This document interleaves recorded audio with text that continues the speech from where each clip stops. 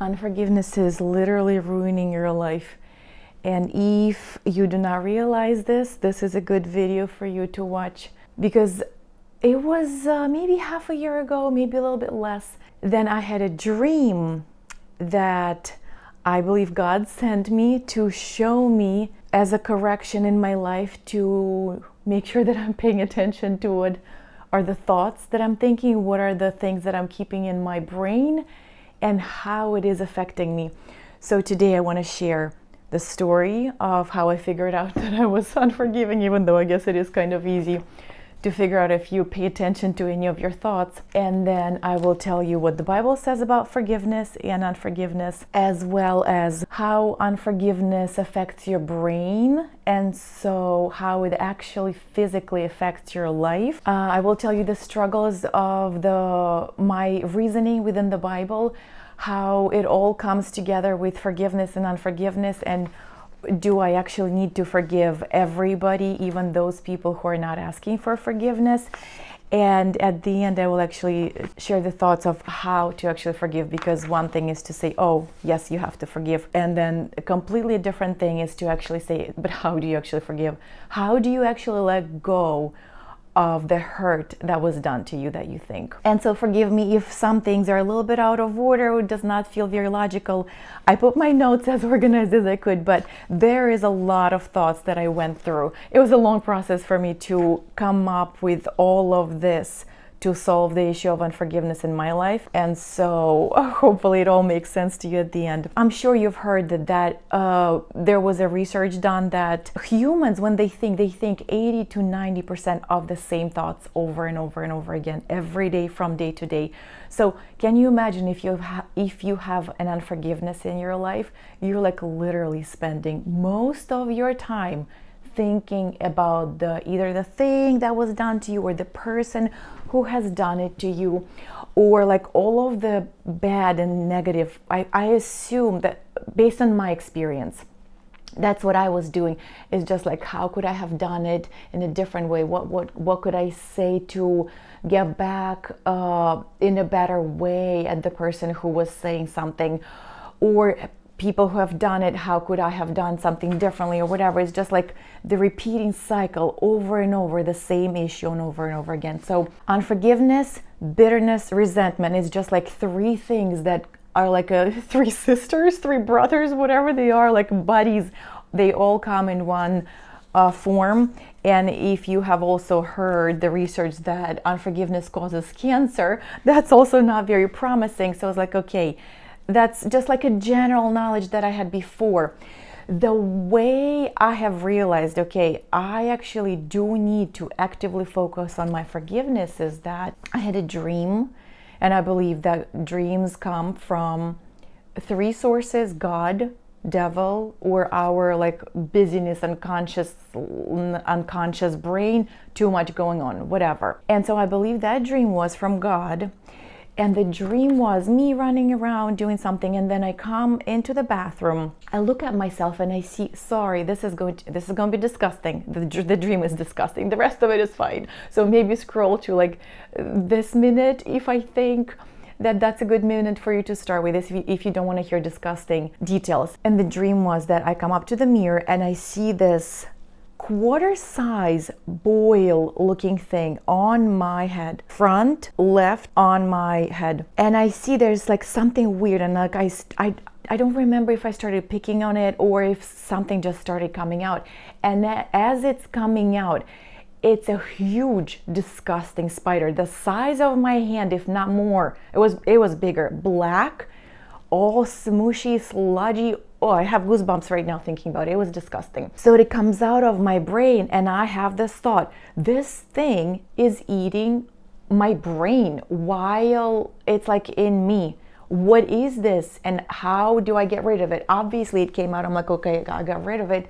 But then the dream, I don't remember either kept going on or stopped. But when I woke up, what I remember was just like, wow, there is something in my brain eating away at my brain. So I'm like, what is this? So what does any normal person do when they question things in life? They go to Google, not to Bible, obviously. Like, you cannot go to Bible and search, what does left front brain lobe responsible for. So that's what I did. I went to Google, and I'm so sorry to tell you, I did not do a very deep research. I went to AI. I did not actually, I just used the Google AI, which I am skeptical of the quality of research that can be done with AI. So take it with a grain of salt. But I was like, I don't have much time to be like looking around into a million things. I'm like, the overview, the superficial should be good enough. And so I searched, and what came back to me is the left frontal lobe is crucial for language, speaking and understanding, voluntary movement, right side of the body, planning, decision-making, personality, emotional regulation. So damage often leads to language issues, altered behavior, affecting executive function and social skills. It handles routine tasks while the right side manages novel situations, but both work together for complex cognition, emotion, and social interaction. So the key functions: language, speech production, understanding, reading and writing, movement, control of the body, executive function, problem solving, planning, multitasking, attention, judgment, impulse control. And within the personality and emotion area, it influences personality, social behavior, empathy, regulation of positive emotions like happiness and anger. And within the cognitive control function, it manages well routinized strategies and content-driven working memory. And obviously injury or damage of that location of the brain damages all of the functions that I have just mentioned.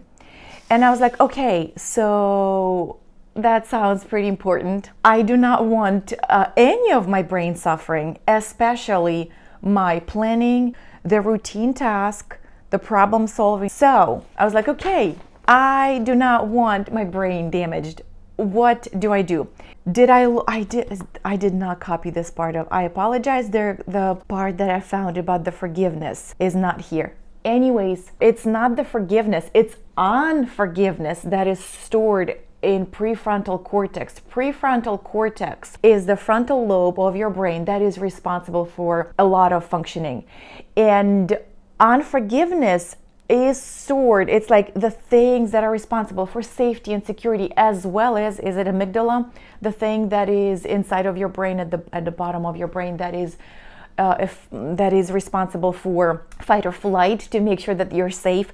So those two together work for the safety. And obviously, if you are in the mode of unforgiveness, you are in danger. There is like things coming at you any moment.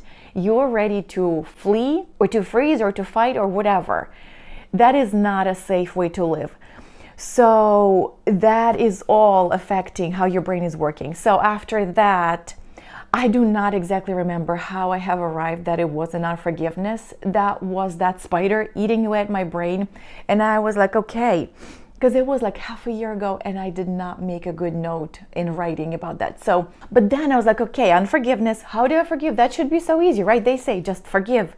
The thing is that we are told that you should not stay bitter and you should just forgive. And I was like, oh, okay, so I should just forgive. I forgive. And the moment later, the same things are coming up in me. And I was like, wait, so it's not so easy. So wait, what is going on? Why I said I'm letting go of it. Why is it not let go? And so I went on the whole other journey of figuring out what is this actually. So Ephesians, New Testament in the Bible, Ephesians, Apostle Paul, he writes to the church in Ephesus. And in chapter 4, he talks about wonderful, many good things. You should read your Bible for yourself, because you should not be trusting people too much with their knowledge and understanding. You should read your Bible yourself and make your own conclusions, because Bible interprets Bible. If you read through the whole thing, you will be able to see the truth that often are not that obvious. And then you will also be a better judge at understanding, is the person speaking know what they're talking about, or have they taken things out of context? Are they manipulating the scripture? Are they actually being deceitful? So Ephesians chapter 4 verse 26 and 27. Let's read King James here. 26. Be you angry and sin not. Let not the sin go down upon your wrath, neither give place to the devil. Short and sweet. So be angry. It is okay to be angry. There are so many things in the world to be angry, justly or unjustly. Sometimes we feel hurt. If you feel hurt, there is a reason. It's not like you can dismiss the emotion. An emotion is a signal of something within you. The way we were brought up, the way we experienced life, and the way God built our nervous system is that now, as you're an adult, there are certain sets of things that you understand, and that certain things will trigger you, and certain things will make you angry. The best thing to be angry about the unjust things, but sometimes we get angry from selfish reasons as well. If we are selfish and somebody does something to us, we are also sinful. All of us are sinful human beings. So sometimes we are triggered in not unjust ways, and that's just is. So when you get angry, do not sin. You are going to get angry, yes, for whatever reason. But that does not mean that you need to be prompted to do things that are against other human beings. That's what the Bible says. I am not a perfect example of it, so do not, do as I say, not as I do. Even though Apostle Paul beautifully says, imitate me like I imitate Jesus. I do my best to imitate Jesus, doing so imperfectly. So yes, I am not perfect. So for my children who will be watching this when they grow up, I'm sorry for all the things that I have done when I was angry. But obviously I am work in progress. I'm doing better and better, slowly and surely every day. So when you are angry, do not sin. Let not the sun go down upon your anger, your wrath. So let go of the anger quickly before the sun goes down, because when you go to sleep, whatever happened throughout the day, whatever is this that you're thinking before bed, that is when you fall asleep is going to go into your subconscious, and that is what will be eating off of your brain. So when you go to bed, think of sweet, wonderful, gratefulness, all the good things that God allowed to happen in your life, the wonderful people that are in your life. That's what you should be thinking about when you're going to bed, because that is what molding your brain. Amplified. I like Amplified translation because it gives a lot more words, which you also do need to be careful. I feel like it is a great idea to refer back between the translations to make sure it is precise and not like elaborating too much. I found this wonderful Bible on Amazon. I'm going to link it down below if you would like to check this out. It has like 4 translations on one page, 3 columns. It's like the same chapter, 4 different translations. It's kind of cool to refer to. And I also do have my Russian Bible that I refer to back and forth, because it is interesting how slight translations allow you to see slight differences. So in Amplified, be angry at sin and immorality and injustice and ungodly behavior. And that's what we are mostly are angry at, is the injustice. Yet do not sin. Do not let your anger cause you shame, nor allow it to last until the sun goes down. And do not give the devil an opportunity to lead you into sin by holding a grudge, or nurturing anger, or harboring resentment, or cultivating bitterness. And so, interesting. Where is my verse about the foothold? All the preparation and the thing is missing. I am going to probably insert, hi Davy, hi my boy. I am going to insert a little clip right here, or a little slide about the foothold. Do not give a foothold to the devil. I thought that this was the verse. Oh my goodness. So anyways, be angry, but do not sin, because the bitterness actually creates the anger. When you keep it in your life, it creates a foothold in your life for the devil. And all of the life that I was living, even in Russian, I guess, don't remember the word in Russian that they used, it would speak as if you would put a foot between the door and the door frame, as if there's a little bit of space, as if there's a little open door for the devil to come in the house and create chaos in it. Which it does make sense from one perspective, but my recent understanding was that foothold, when I googled it, foothold is the thing that you put on a mountain, on a hill, on a rocky climbing place. You know how like the rock climbers, when they climb, they mount certain things on the rock. It's like a thing that holds your foot to step on.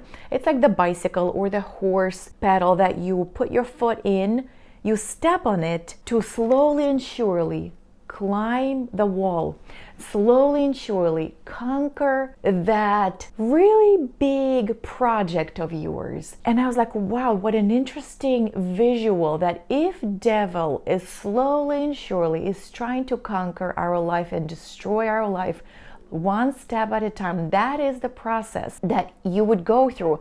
You built one little thing of resentment, then another little step of bitterness, then another step of bitterness and resentment, and one step at a time, one climb at a time. And that is how devil is trying to destroy your life. If you do not let go of anger and unforgiveness, you are allowing devil to slowly and surely to execute on his plan of destroying your life. And so I was like, I don't want that in my life. Number one, a spider eating at my brain. Number two, devil is just climbing my life to slowly destroy it. I'm like, that does not sound fun.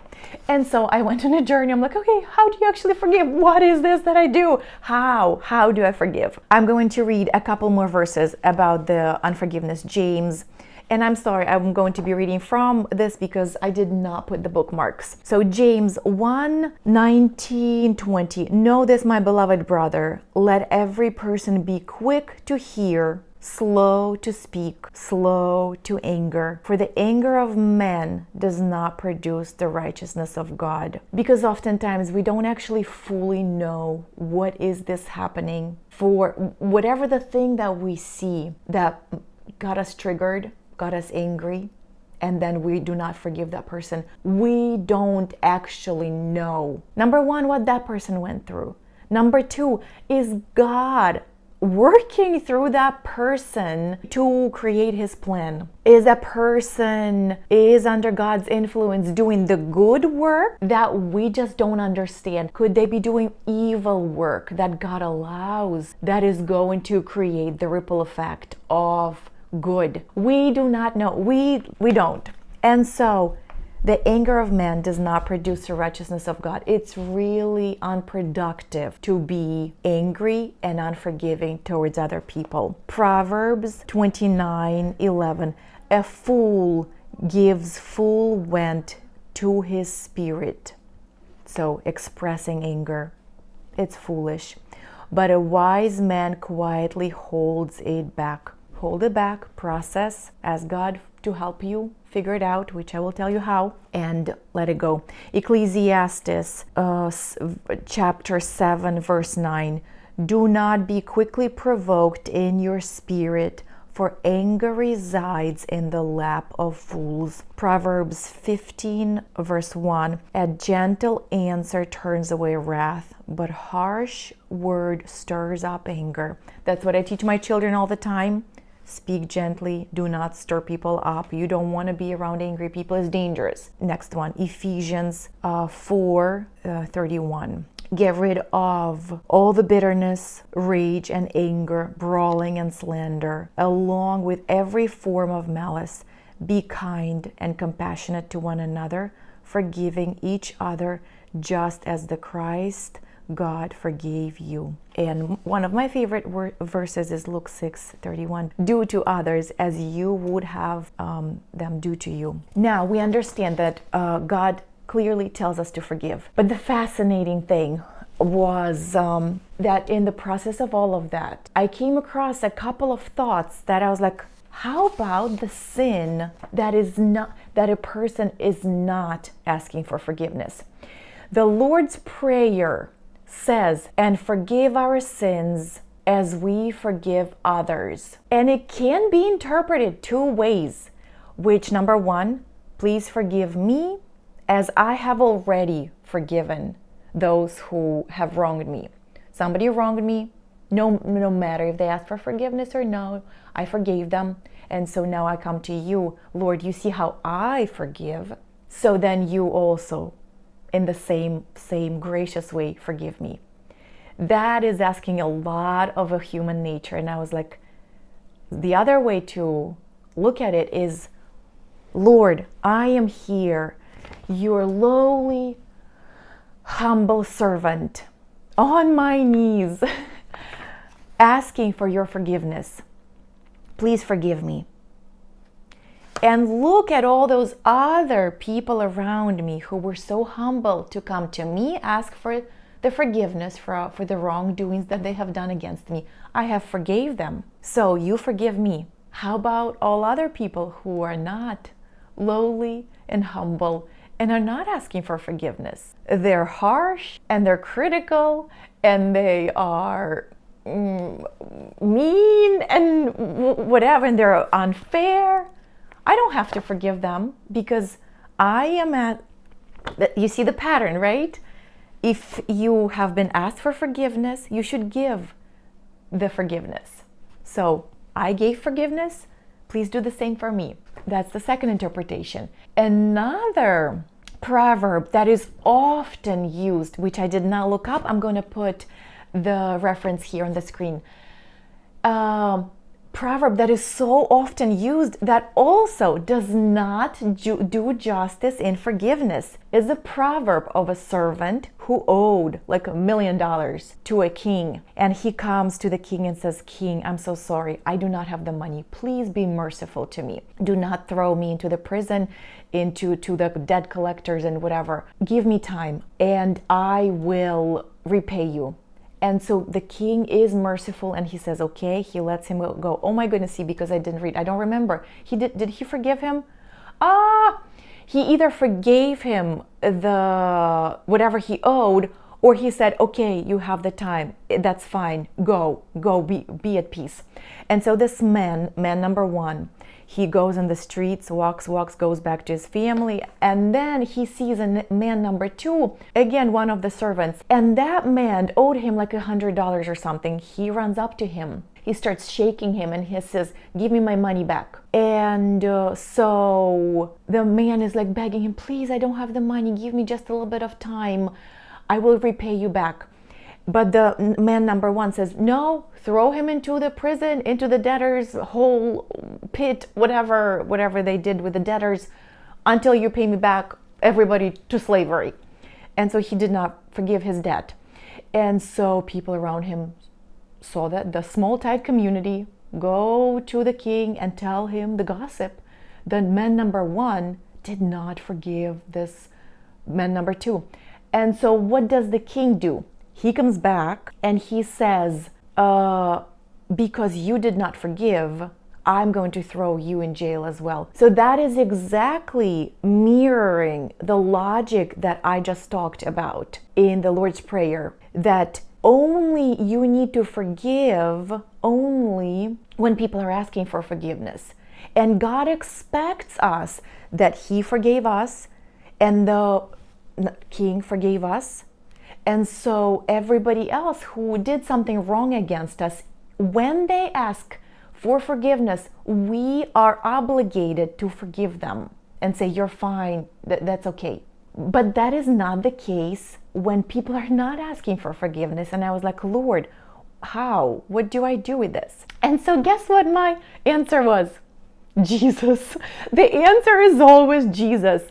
He talks about the grace and mercy and extending to other people way more than we were given. It is okay to give to people more than we have been given. And how do we actually know that we are the one that are forgiving more? We might also be weirdos walking around offending people, and people just like tolerate us low-key, be like, okay, this person is coming my way again. We don't actually know how much people are accepting and tolerant and forgiving of us. So it's easy for us to say, oh, I forgave so much, when in reality, maybe people do forgive us more than it is. And actually, it doesn't matter. At the end of the day, it's impossible to count.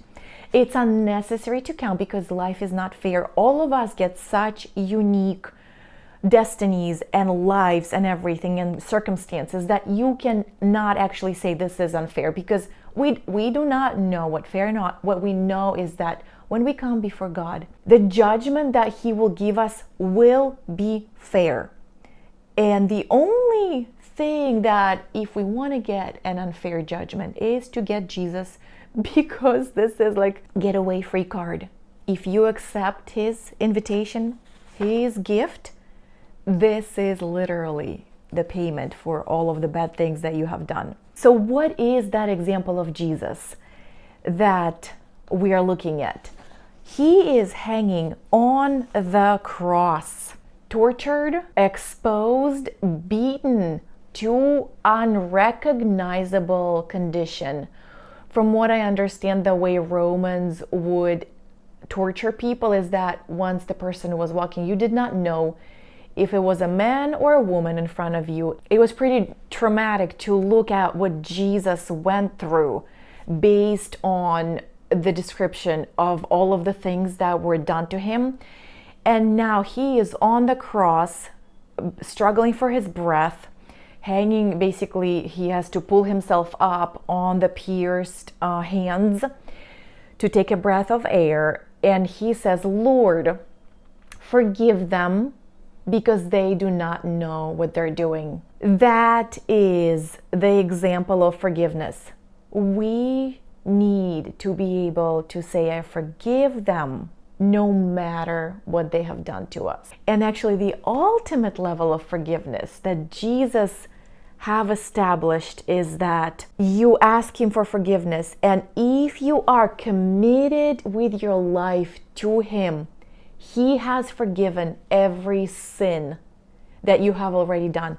That is not to be confused with the doctrine of once forgiven, always forgiven.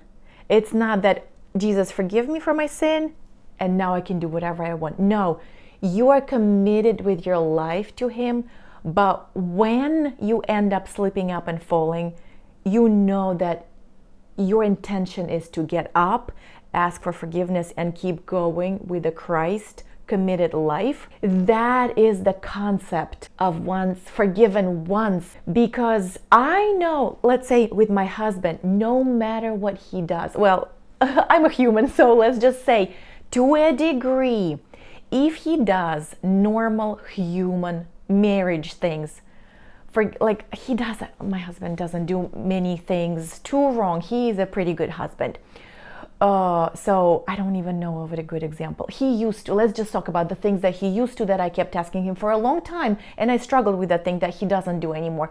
He would put a plate not in the sink, but on the counter next to the sink. And in my view, that was inefficient. In his view, that was the better way to manage things. And so, because I was the one who mostly would do the dishes, that would be a problem for me. And he kept doing it because that was the habit, the pattern, the logic that he was going through. And so I kept asking him, put the plate in the sink, put the plate in the sink, in the sink, in the sink, in the sink. I felt like that was a sin against me. I felt like it was a mistreatment of me. But did that mean that I'm going to divorce him? No, I knew that the divorce is kind of like the unforgiveness, the ultimate unforgiveness. So I knew that no matter how many times he's going to put that stinking plate on the counter and not in the sink, I'm going to forgive him. So that sin of a dirty plate was forgiven for me, no matter how many times he is going to do this. And even, see, the thing is, if he would be intentionally doing it, I still would forgive him.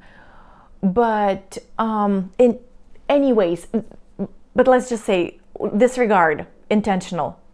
Intentional sin, I feel like, can be very dangerous in the walk with Christ, because that is unfaithfulness. And unfaithfulness, based on Jesus's words, is the excuse for a divorce. Unfaithfulness, sexual immorality, that is a valid grounds for separation, for divorce. So intentional sin is dangerous. I do not recommend it. But things that are not done with malicious intent is basically within Jesus's life are forgiven for everybody who is planning on living with Jesus and building the relationship with him. So that makes sense, right? That we are obligated to forgive. God, Jesus is calling us to forgiveness because he showed us the level of forgiveness. And so then our job is to forgive. And now comes the problem. How do you actually forgive? And that was a tricky thing for me to figure out. What is this that I do? And I scoured the internet, the YouTube, all kinds of resources that I was like, how do I forgive? I'm sorry, you guys, I am at my computer looking up. One page did not print for me for some reason, and I am going to get something. I apologize so much. I have no idea. Somehow my notes got mixed up a little bit. So that's right. It was Matthew 5:44. Jesus is speaking. It says, "You have heard that it was said, love your neighbor and hate your enemy." This is the Old Testament law. But now he is upgrading the Old Testament law. Fulfill the law. One, Jesus came to fulfill the law. And he is also requiring us to follow the main principles of the law of not mistreating people. And so, but now the elevation comes. I tell you, and this is the recipe for how to forgive. Love your enemies and pray for those who persecute you, that you may be children of your Father in heaven. He causes his sun to rise on evil and the good, and sends rain on the righteous and the unrighteous. If you love those who love you, what reward will you get? Are not even tax collectors doing it? Everybody, if somebody loves you, the logical thing is for people to love you back. And if you greet only your own people, what are you doing more than others? Do not even pagans do that. Be perfect, therefore, as your heavenly Father is perfect. And so, the simple and difficult recipe for forgiveness is to love your enemies and pray for those who persecute you. Love and pray. And so what does that mean, love and pray? How do you just love somebody? Well, if the person is near you and they are in your immediate space, loving meaning serving them like nothing happened, like you appreciate them, doing the same things that you would be doing for your children, for your husband. Let's just consider that the husband is not the person that you need to forgive, which I think I'm going to make a separate video about forgiving husbands, because it is such an intimate relationship. We view it a little bit differently. It is a slightly different scenario, which is kind of cool, because when I started processing things, I was like, wow, this is really fun. So that would be a separate video about the husbands. But let's just say, if it's your husband that you're upset with, but you love your children, you're not upset with your children, then treat your husband and I'm not talking about childish treatment, I'm talking about human treatment, love, respect, warm meal, whatever he needs, whatever your husband likes doing for him. My husband likes dinner. He likes yummy dinner. That's what he appreciates. And clean socks. But let's say if you're upset at, let's say, older children, because I believe you cannot be upset at the children who are in your house, who are young, who you're responsible for. You are the one influencing them, and you have a lot of tools to make sure that they're getting better. Yes, they're not perfect, just like you are not, neither I am. None of us are perfect. But children do need a lot of parental input to help them be able to function within the norms of life, and Christian standards even higher. It's even harder to get to those. So it's a lot of work. So let's just say that it's your adult children. Now you have arrived, you've done as best as you knew how to at the time. So now you have children and they did something that hurt you. But let's say you love your husband, or like you have a friend or a neighbor that you love. And so you have to do the same things. If they need help, if their car having troubles, they need help, or they need to borrow some money, or they need to babysitting services, or like whatever they need help with. The command from Jesus, the recipe for forgiveness, is to do good deeds for them. I read somewhere that there was a study done that when you do things for people, you like them better, and that is going to affect, because your brain thinks, what is the reason for me to do this good thing for him? They're bad, but my body is doing this good for them. Why am I doing this? Maybe there is a hidden reason why I should like them. And so your brain start thinking that they need to like them. I do not know if it's a good explanation from a God perspective. That's the explanation that I heard. I'm like, that makes sense a little bit. I think that God has way deeper ways, the way it all comes and works together. But literally, when you start doing good things for people, you like them more. That's why you also need to teach your children to do good things to others and to do good things for you, so that they like people around them. That's why doing chores is very important, because then they will like their family better. And so the second thing is to pray for people. It doesn't specifically say what to pray about them. Do I have all the liberty in the world to say whatever I want in the prayer about the people who hurt me? And so, no, that is not what Jesus is talking about. He talks about good intentions in your prayers. He's talking about prayers of blessing and prayers of goodness over the people who you think hurt you, intentionally or unintentionally or whatever. And so there was a season in my life where I struggled. I was like, this is so hard. It's just like the thoughts keep coming back. And now I believe that it's partially our thoughts, but partially probably demonic forces whispering back more and more dirt on the people that have done something that you thought was hurtful. It's not just your flesh at works within with this destructive mechanism, but also demonic forces that are trying to destroy your life slowly and surely. So prayer of abundant blessing is, Lord, you see this person, bless them with abundance, bless their children, let them get to know you and see your loving heart and your blessings. Bless their children and let their children be prosperous and safe within your arms, and let their children know you and serve you. Let their generations that they're going to see to the 1,000th generation be blessed, and your servants. Bless them abundantly. Give them the riches of this world, so they don't have to worry for the next meal or for the next bill. Give them the understanding that you're the provider and you're going to take care of them.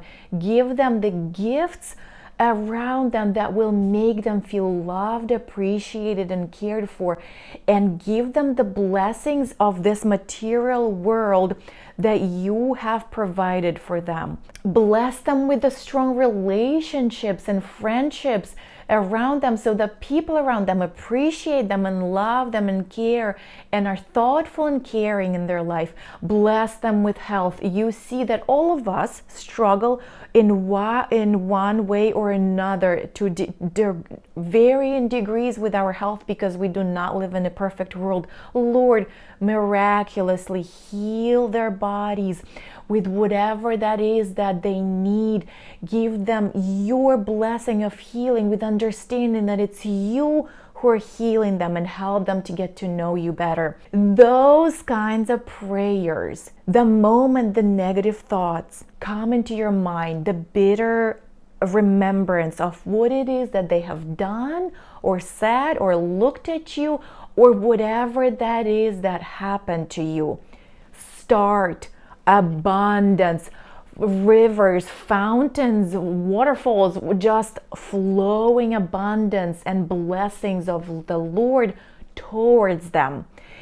It will feel so difficult at first. So you will feel, I'm like, bitter because of what they've done, and bitter of why is this, am I supposed to be doing this at first? But then if you're obedient to the word of Jesus, you will see miraculous transformations within your brain. You will see that person differently. You will start wishing them better in like normal life.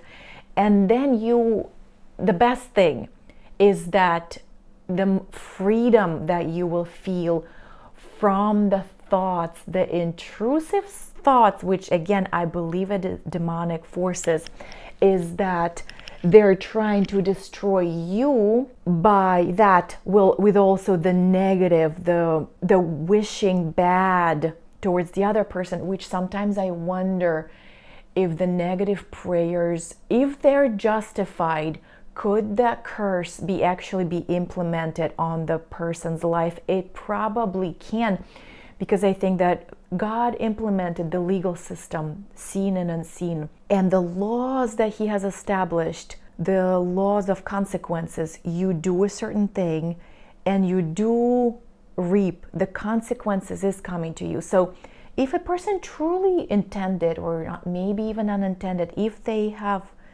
try to hurt you, you know, they say karma. I believe that the curse can be justified.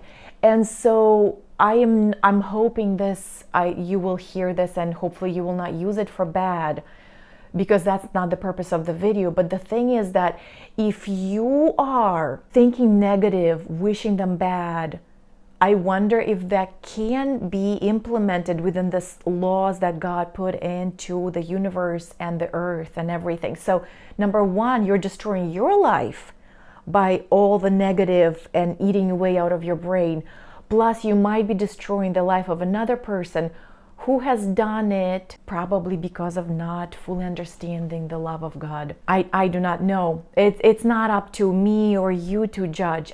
What Jesus tells us to do is to pray for them and to send them all the blessings, and pray for their understanding of God fully as He is. And so once you start channeling those blessings towards that person, the demonic forces are just like, okay, never mind, this is not what we have intended. Let's stop this, to chop off the flow of blessing and the energy flowing towards this person that is God energy, which is, I'm not saying God in like a new age kind of energy, but the God energy, the channeling of God's power going towards that person and working in their life.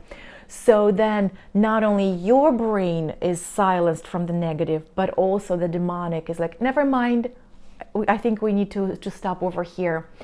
So you guys, this is the simplest recipe that is in the Bible. Really hard to start doing at first, but so incredibly wonderful. And yes, it's amazing how the things that we have been taught from our childhood, it's like once you start actually implementing them, that's the thing. Knowledge is one thing, doing is a completely different thing. If you know those things overwhelm you. Once you start doing them, they is just like the progress, the propellant in your life. It's like amazing when you start actually acting out the things that you know to do that are right. All right, you guys, I hope that was helpful. It is a super long video. I hope that was a blessing to you, because that was a very long, super painful process for me to arrive to, because obviously I am 41 now, and up to this point, this is a revelation to me. All of this, like this whole life, I would forgive people when the pain, you know how they say time heals all wounds. It seemed like as the time would go by, you kind of forget. It's not as painful anymore, especially with small things. Obviously, with the bigger things, they are traumatic, and thank God I don't think I have anything that is like that would cause me to have PTSD, that it would just like flashbacks. There's nothing like this. Obviously, I have like random weird patterns in my brain, which all of us do have to a varying degree, that I'm working through.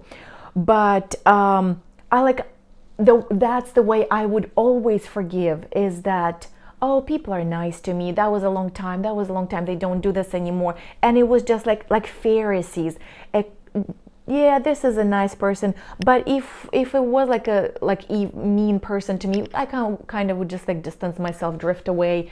And like that's like a natural process that happens in life, that you'd kind of just distance and forget. That's what it would be, just forget, and that's all. But that was not ever an active forgiveness of me praying for people. And it took me this long, which I guess like 21 years of conscious life, to now say, okay, this is the way that forgiveness does need to be done.